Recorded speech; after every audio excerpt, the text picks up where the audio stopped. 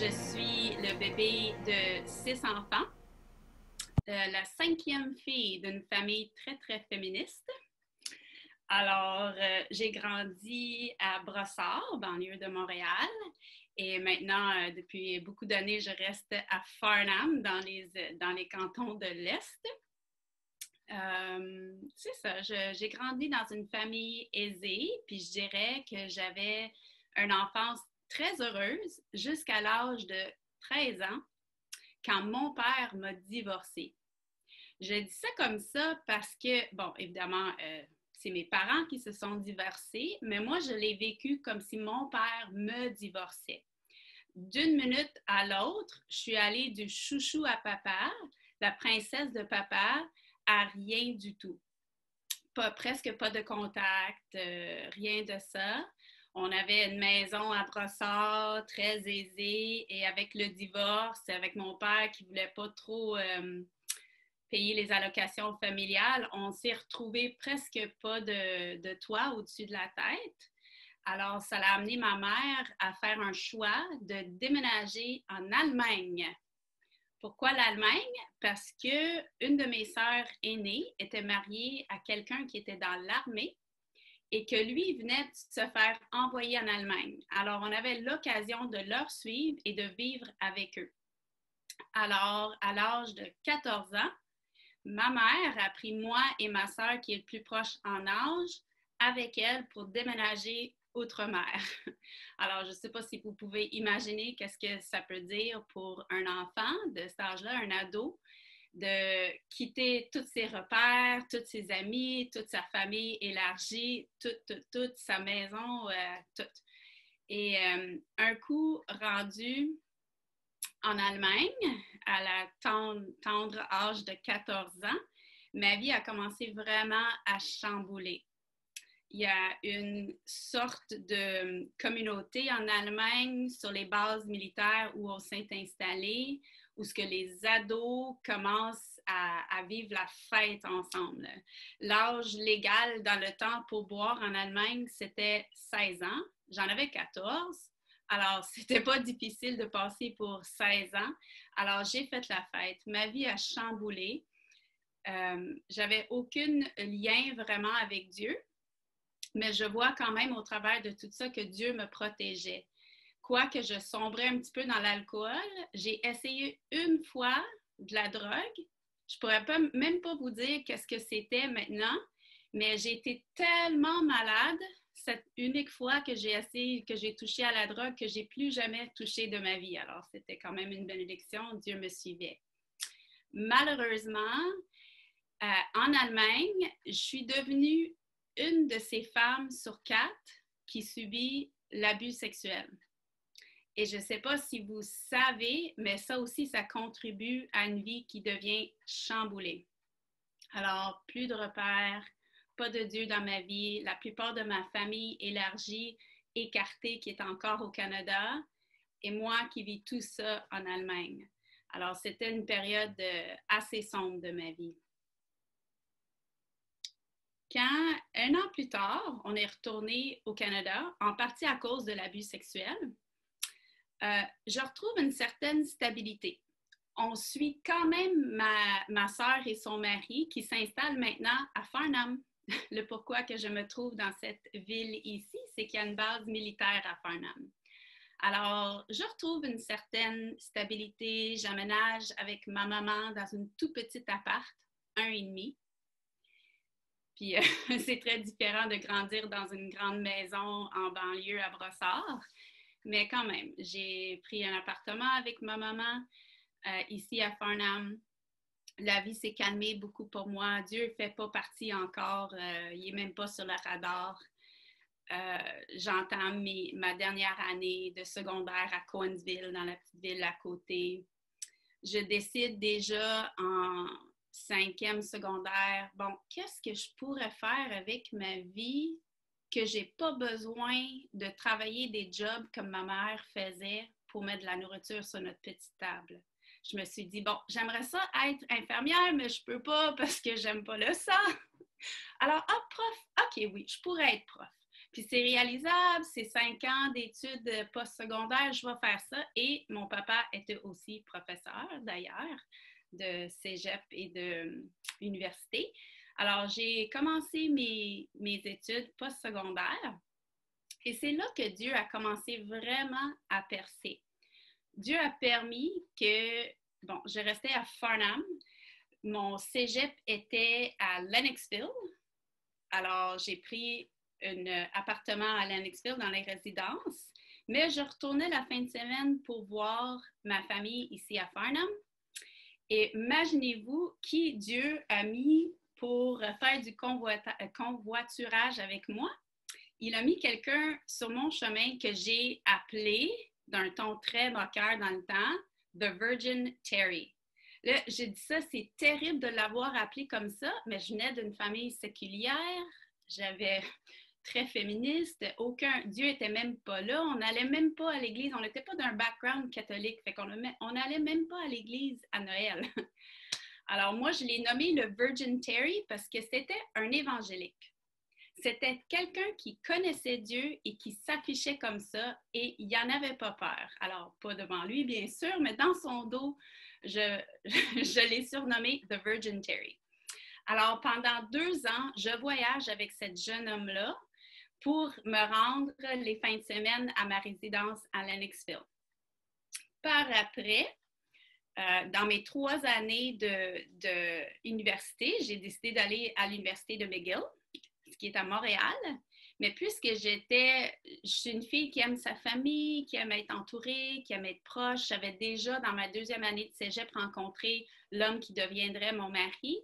J'ai décidé que non, je ne veux pas prendre une résidence à Montréal ou un appart, j'aimerais mieux conduire. Mais je ne sais pas si vous savez, conduire de Farnham à Montréal tous les jours, trafic, tout ça, Dieu a quand même donné un autre homme, un autre chrétien, pour voyager avec moi. Cette fois-ci, c'était un chrétien mature qui s'appelait Tom Ransom. Si jamais quelqu'un le connaît, faites-moi signe parce que j'aimerais tellement lui dire à quel point il m'a interpellée. Mais je n'ai jamais pu recontacter avec lui. Mais bon, fait que 5 ans de convoiturage, 2 chrétiens différents, un jeune chrétien, puis un chrétien mature. Alors, Dieu a vraiment, il m'a fait grâce là-dedans. Ma vie avait déjà stabilisé avec mon mari, Michel. On a aménagé ensemble, c'était tranquille, c'était les études. J'arrivais à oublier un peu cette période perturbée en Allemagne. Tout s'était calmé, mais Dieu n'était toujours pas encore en premier plan. Jusque le premier point où ce que je pourrais dire que j'ai vraiment senti que Dieu m'interpellait, c'était au cégep. Je suis dans l'auto avec le Virgin Terry, puis de nulle part, on n'est même pas en train de parler de quoi que ce soit. Il me sort ce verset-là de Apocalypse 13, 17. Et que personne ne put acheter ni vendre sans avoir la marque, le nom de la bête ou le nombre de son nom. De nulle part. On ne parlait pas de ça. Et moi, j'étais une petite fille quand même craintive. J'aimais pas les films d'horreur. J'aimais pas ces choses-là. Et il me dit qu'un jour, Christine, si tu ne prends pas la marque de la bête, tu ne pourras rien acheter ni vendre. Tu n'auras pas de nourriture. Et ça m'a vraiment saisie. Je m'en rappelle, c'était ce moment dans le temps où ce que Dieu a fait son apparence dans ma vie. J'ai vraiment commencé à penser, Dieu est là, il le regarde, il y a quelque chose là-dedans. Mais c'était pas encore mûr en moi, c'était le premier déclic. Ça a pris beaucoup de temps avant que Dieu perce vraiment dans ma vie. Dans ma dernière année d'université, je dirais, j'ai commencé à développer plus d'intérêt pour Dieu. J'avais ma sœur aînée, qui est très proche en âge, qui allait à l'église évangélique baptiste de Marieville, et elle m'en parlait. J'avais une de mes grandes sœurs qui était déménagée maintenant à Saskatchewan, suivant toujours son mari qui est dans l'armée, qui était dans un secte, mais qui était une certaine religion pareille, Alors, j'avais ma sœur qui était évangélique, j'avais une autre sœur qui était dans un secte, et moi, je me trouvais un petit peu dans le milieu.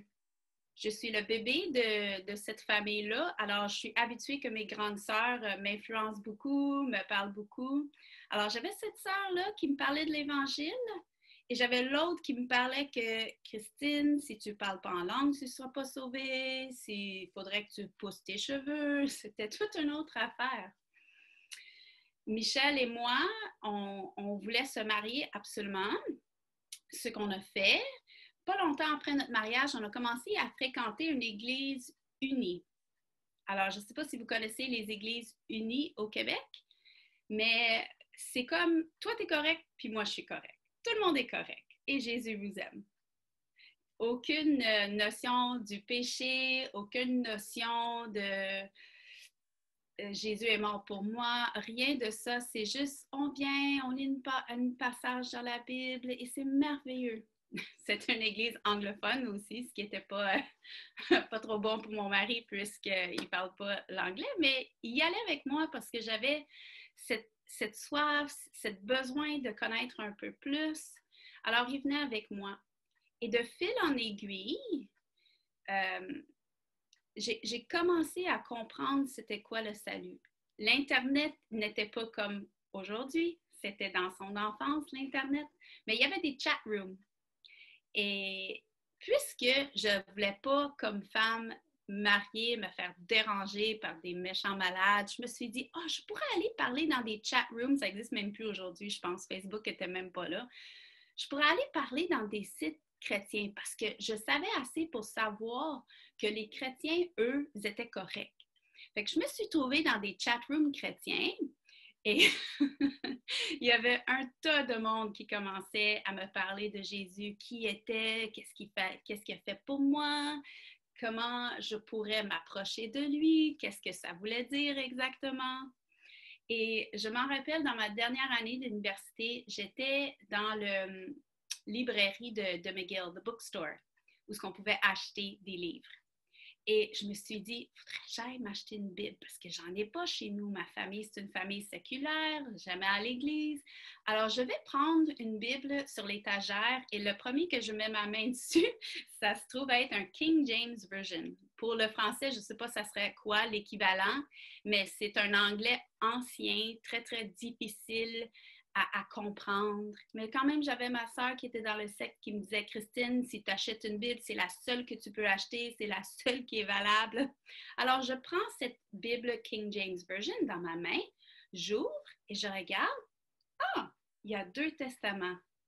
C'est pour vous dire à quel point j'avais presque zéro connaissance de l'Évangile ou de la Bible ou de Jésus-Christ. Tu sais, j'avais regardé les films à Noël puis à Pâques, ça allait, mais je ne savais même pas qu'il y avait 2 testaments. Je l'ai su cette journée-là quand j'ai acheté ma première Bible au McGill Bookstore.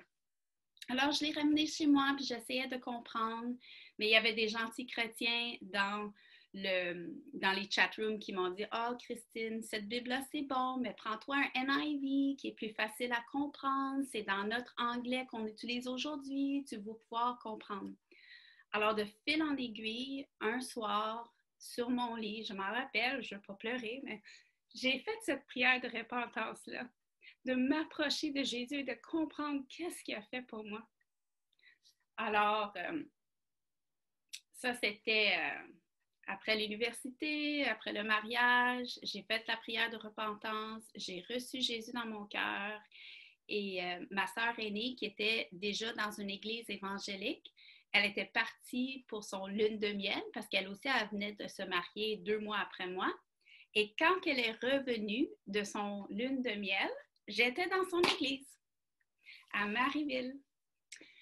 Et j'aimerais, oui, ce pasteur-là de Marieville, de l'église de Marieville, Ramon McLean, peut-être qu'il y en a qui le connaissent, il est très connu dans mon coin ici. Mais c'est vraiment lui qui nous a donné la fondation qui était Dieu, qui était Jésus-Christ, c'était quoi la Bible. On a fait maintes études bibliques avec lui. Il descendait de Marieville à Farnham une fois par semaine pour faire des études approfondies le soir. C'est vraiment grâce à lui que j'ai pu commencer à m'enraciner dans la parole de Dieu. Dès le début, je dirais que j'étais une fille de la parole, puisque j'étais prof comme métier. Je venais de finir l'université, je commençais à enseigner. On m'a mis à l'école du dimanche et j'ai pas pu dire non. Alors, j'ai commencé à enseigner l'école du dimanche et c'est comme ça que j'ai appris ma Bible. J'étais toujours une histoire en avant des enfants que j'enseignais.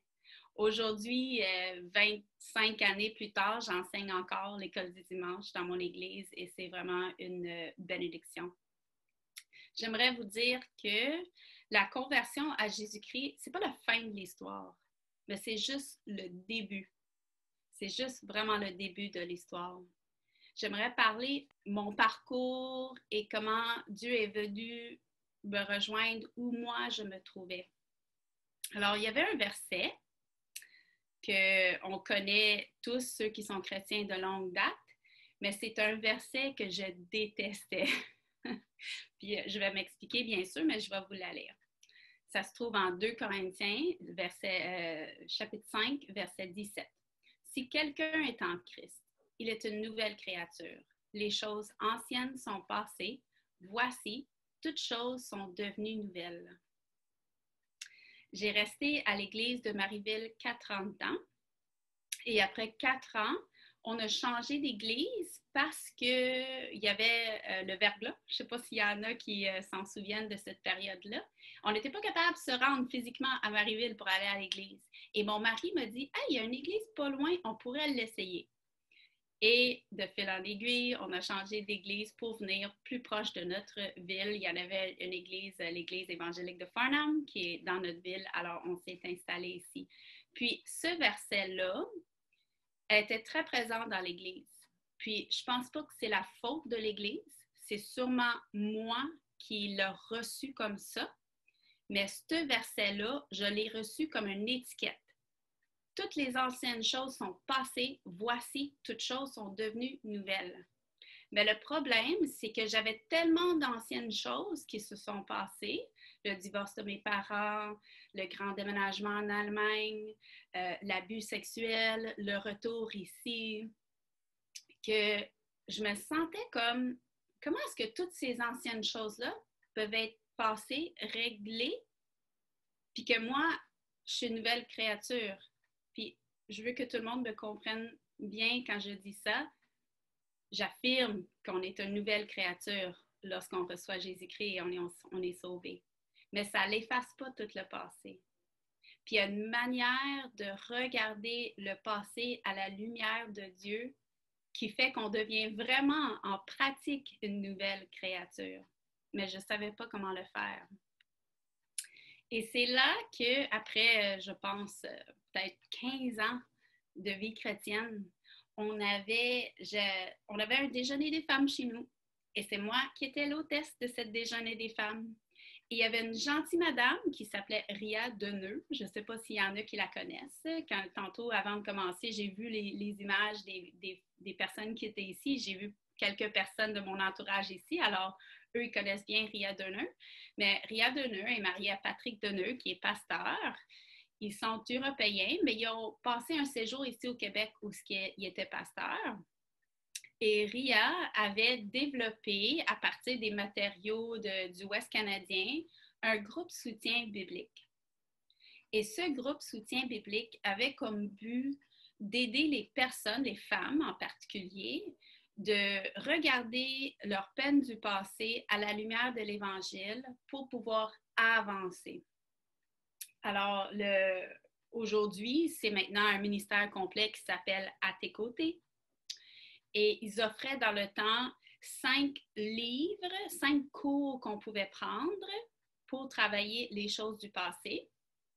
Et elle m'a parlé à mon déjeuner des femmes et je me suis mise à pleurer tellement que je n'étais plus capable de parler. J'ai pleuré pendant 2 heures, ce qui est très malaisant quand c'est toi l'hôtesse. Dans mon église, ici à Farnham, tout le monde, ça va, Christine? Oui, oui, pas de trouble. Mais c'était pas vrai, ça n'allait pas. J'ai été interpellée par son histoire qu'il y a une manière de surmonter notre passé avec la parole de Dieu. Alors, je me suis inscrite pour ce premier groupe de soutien dans notre église, ainsi que d'autres personnes dans mon église. Et ça a commencé la guérison en moi. Ça a commencé à me montrer comment la sanctification en communauté fonctionne, comment Dieu utilise d'autres personnes dans la famille de Dieu, dans la guérison de chacun de ses enfants. Alors, Ria, pas longtemps après, nous a annoncé qu'elle devait retourner en Europe. Et Anne-Marie et moi, une madame dans mon église, on était tellement interpellés du bien que ces groupes soutien pouvaient faire qu'on était convaincus qu'on ne voulait pas laisser passer ces groupes-là. Alors, Anne-Marie et moi, ainsi que deux autres madames dans une église pas trop loin, on a décidé de prendre la formation pour devenir animatrice de ces groupes soutien-là. Alors, c'est ce qu'on a fait. Et pendant 8 années après, on a continué à faire les groupes soutien dans notre église. Je vais vous dire le verset, je vais vous lire le verset qui est à la base de ces groupes soutien-là. Ça se trouve en 2 Corinthiens 1, 3 et 4. En passant, c'est ces groupes soutien-là qui m'ont guéri de ma haine de cet verset-là en 2 Corinthiens qui disait qu'on est une nouvelle création. Maintenant, je peux l'affirmer 100%, sans le ressentir comme une étiquette qui était posée sur moi qui disait que je n'avais pas le droit de vivre la peine que j'ai eue. Alors, le verset à la base des groupes soutien, c'est en 2 Corinthiens 1, c'est le verset 3 et 4. Béni soit Dieu, le Père de notre Seigneur Jésus-Christ, le Père des miséricordes et le Dieu de toute consolation, qui nous console dans toutes nos afflictions, afin que par la consolation dont nous sommes l'objet de la part de Dieu, nous puissions consoler ceux qui se trouvent dans quelque affliction. C'était la clé pour moi. Dieu console, je la reçois, je peux maintenant devenir consolatrice à mon tour. Alors, après 8 années de faire les groupes soutien dans mon église, d'entendre les histoires des femmes autour de moi, parce que jusqu'à là, on avait juste fait des groupes avec des femmes. Il y a eu un groupe d'hommes depuis, fait par les hommes, avec les hommes. Mais principalement, c'était les femmes.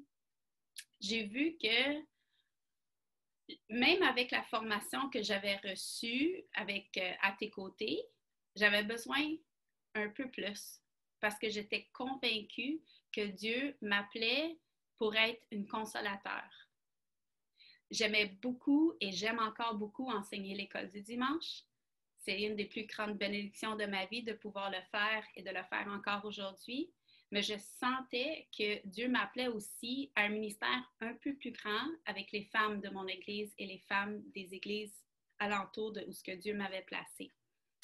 C'est là que j'ai rencontré Monique, entre autres d'autres personnes aussi de SEMBEC, le séminaire de l'association. J'ai vu que je devais approfondir. J'ai su qu'il offrait des cours en counseling biblique et je me suis inscrite.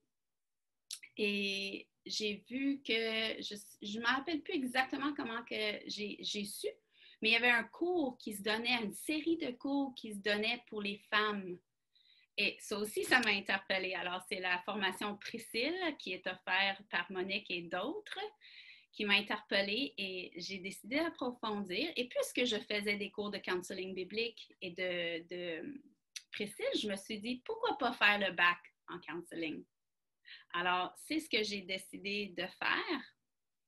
Alors, pendant les 5 années qui ont suivi, j'ai pris des cours à SEMBEC et c'était vraiment la meilleure décision de ma vie.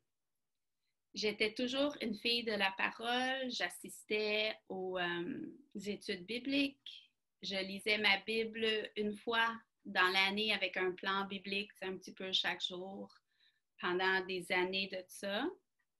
Mais vraiment prendre des cours approfondis sur certains livres de la Bible, sur des thématiques bibliques, ça a changé ma vie chrétienne.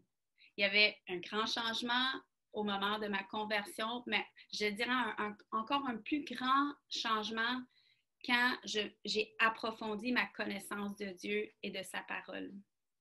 Je ne savais pas à quel point j'aurais besoin de cet approfondissement dans la parole. Souvent, Dieu nous prépare avant une épreuve et c'est exactement ce qu'il a fait pour moi. Alors, peut-être après 3 ans d'études, parce que ça m'a pris 5 ans à finir mon bac. Actuellement, elle finit la semaine prochaine. Je vais terminer mes dernières heures de résidence en counseling biblique la semaine prochaine. Mais dans le temps qu'il y a eu une majeure épreuve dans ma vie, c'est après à peu près 3 ans d'études. Alors, ma fondation, je commence à être encore plus ancrée dans la parole.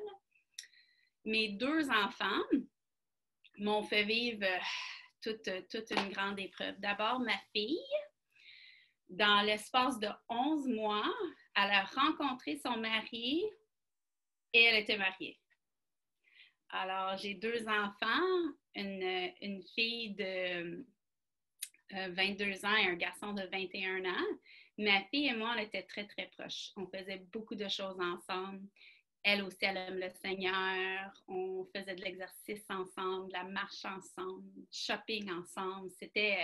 On était toujours ensemble. Et dans l'espace de 11 mois, elle a rencontré un jeune homme chrétien que j'aime beaucoup et je suis très reconnaissante pour lui. Mais peu importe, ma fille partait. Je ne sais pas, ceux qui sont à l'âge de voir leur nid se vider, ça peut être très, très difficile. Et je l'ai vécu difficile aussi.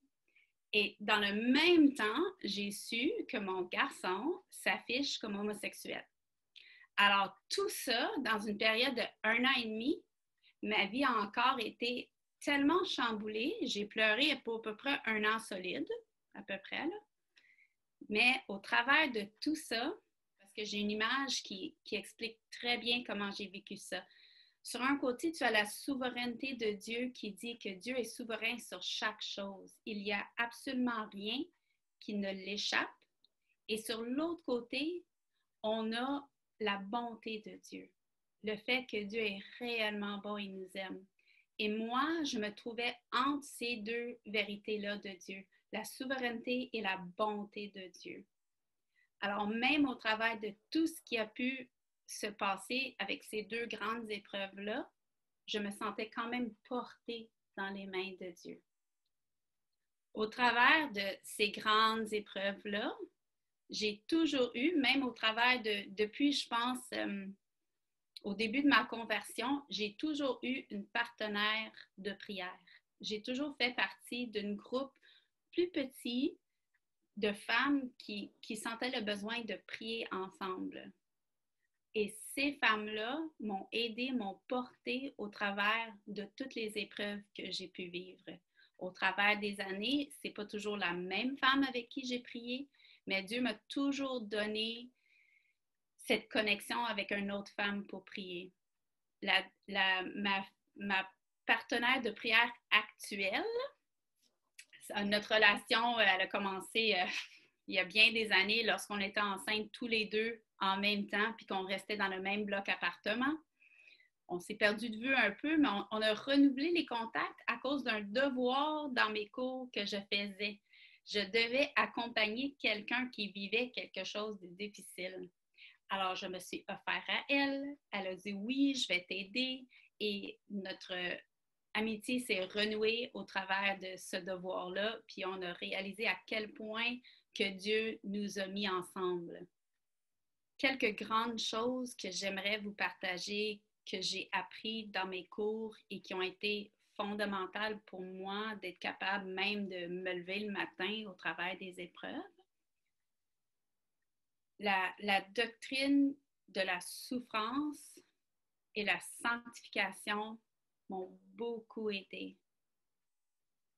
Peut-être une fille qui se marie et qui quitte le nid, ça a l'air anodin, mais quand ça arrive en même temps que tu découvres que ton garçon est homosexuel, je peux vous assurer que ces 2 choses en même temps, c'est une grande épreuve. et de savoir que Dieu utilise ces épreuves-là pour former une personne et qu'il n'y a absolument de rien de gratuit là-dedans, que chaque chose que Dieu laisse arriver, c'est vraiment pour mon bien, pour ma sanctification, pour enlever tout en moi qui peut ne pas lui ressembler encore. Ça m'a porté et m'a aidé. Tantôt, j'ai dit à Monique que sa bibliothèque était vraiment belle. Moi aussi, je suis une grande lectrice et vraiment lire au travers ces années-là, j'ai pu lire des livres sur l'homosexualité, la Bible, des témoignages de mamans qui vivaient la même chose. Ça m'a beaucoup aidée. Je rends grâce à Dieu que je suis anglophone et que j'ai accès aux livres anglophones parce que malheureusement, il y a des très, très bons livres qui n'ont pas été traduits encore en français. Mais ces livres-là m'ont aidé à tenir le coup au travers de tout ça. Des livres de théologie que j'ai dû lire pour mes cours qui m'ont tellement aidé. Des livres de témoignages de personnes vivantes et mortes. Tous ces livres-là m'ont été un grand aide. Un autre point qui m'a aidé dans mes cours de counseling spécifiquement, c'est l'idée de ne pas s'écouter, mais de se parler. C'est pas une idée nouveau non plus dans les cours de counseling. Il y a beaucoup de prédicateurs qui en parlent, dont un, mon préféré, John Piper.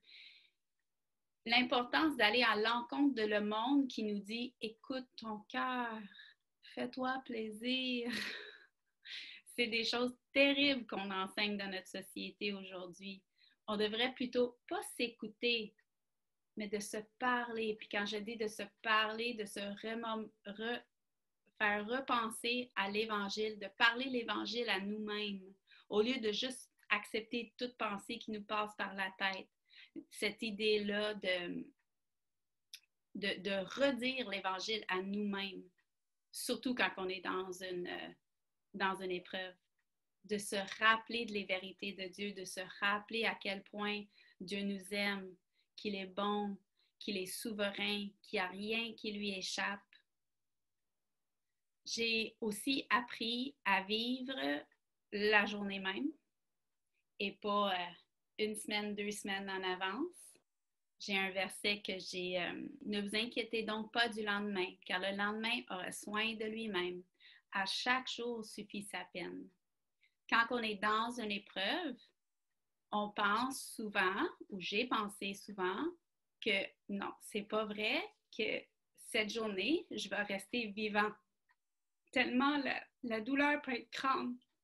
C'est là qu'on a besoin de se rappeler de la parole. Non, j'ai pas besoin de survivre toute la semaine. Je reçois grâce pour cette journée. Et demain, il y aura grâce demain aussi. J'ai aussi appris à mettre ma confiance en Dieu pour le rendement final, sachant que si Dieu a commencé l'œuvre en moi, il va le finir aussi. Que c'est pas tout qui repose sur moi pour le rendement final. Moi, ma responsabilité, c'est de rester connectée à lui, de prendre avantage de toutes les grâces que Dieu donne, tous les moyens de la grâce, et lui s'en charge du reste.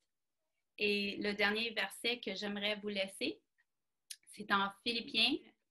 Je suis persuadée que celui qui a commencé en vous cette bonne œuvre la rendra parfaite pour le jour de Christ.